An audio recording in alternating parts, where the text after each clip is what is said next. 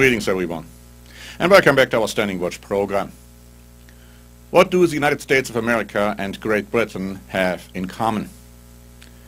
Well, in light of the most recent election in Great Britain and the economic situation the country is in, I would like to say that there is turmoil coming pretty soon in both countries. Let me first of all read to you from an article which was published in Times, a British paper, on May 6, on the election day of Great Britain, saying Britain is in trouble.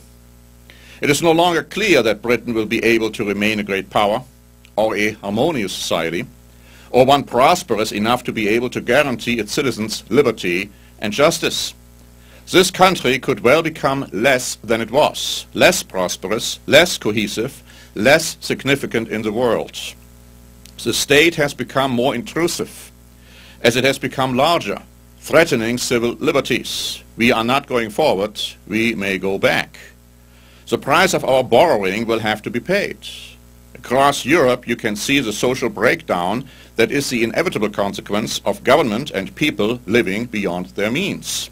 Murder, arson and riots may be a Greek tragedy today, but this tragedy awaits any European nation that does not begin to reduce its public borrowing.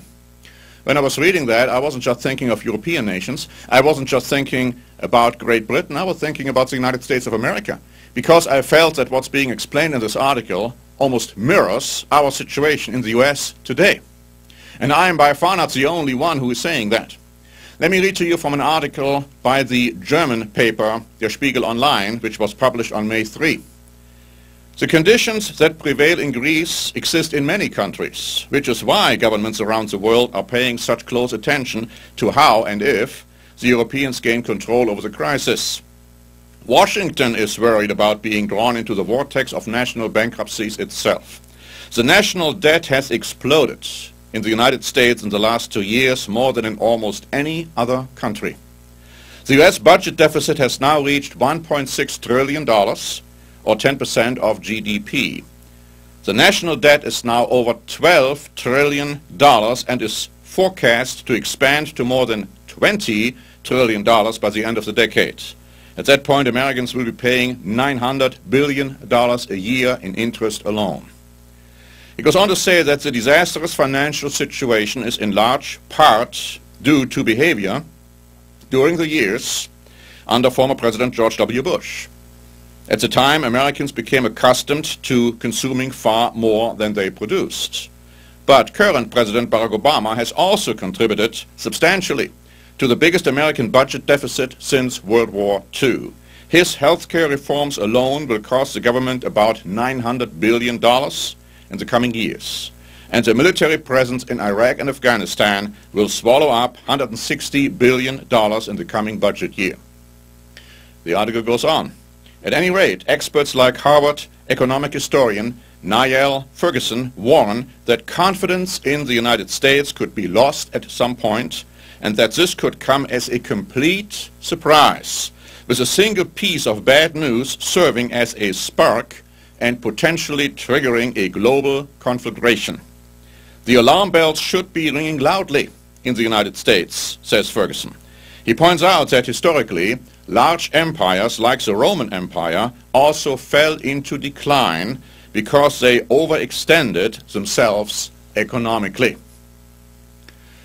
Now, when CNN starts attacking Washington for its incapability or unwillingness to deal with the financial economic situation, then you know that we are in bad shape. And here's an article which was published by CNN on May 6. It's from the Jack Cafferty file. And this is what it says. If the fires and riots in Greece don't get Washington's attention, my guess is a 1,000-point drop in the stock market this afternoon might. And you all heard about it, and they're still trying to figure out what happened. But of course, the Greece situation didn't help. It goes on to say Greece is a world-class welfare state. People retire in their 50s and are accustomed to government handouts at every turn.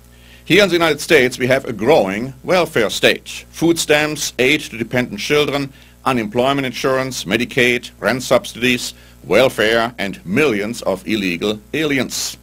We have a $12 trillion debt that we are unable to pay. At some point, we are going to be faced with the realization that we can't do it this way anymore. When that day comes, there will be cuts. Drastic, draconian cuts. Suffice it to say that when they start cutting, it's going to make a lot of people unhappy. The real tragedy is it's preventable. But no one in Washington has the guts to confront this issue head-on. It's the ultimate act of selfishness and betrayal.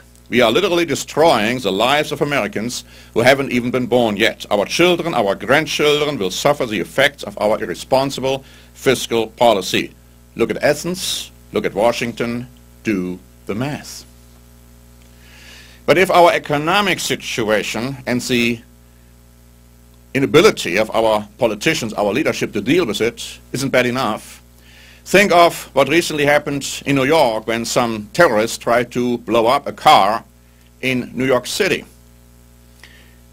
Of course, this was again a wake-up call for all of us to realize how fragile and vulnerable we are in this country from inside and outside attacks. But even prior to this attempted blow-up, an article was published by Newsmax on April 29, which had this to say: a Hiroshima-sized nuclear device smuggled into the U.S. inside a cargo container detonates in California's port of Long Beach, killing 60,000 people instantaneously, exposing another 150,000 to deadly radiation, touching off massive fires, and forcing the evacuation of 6 million panicked people in the Los Angeles basin.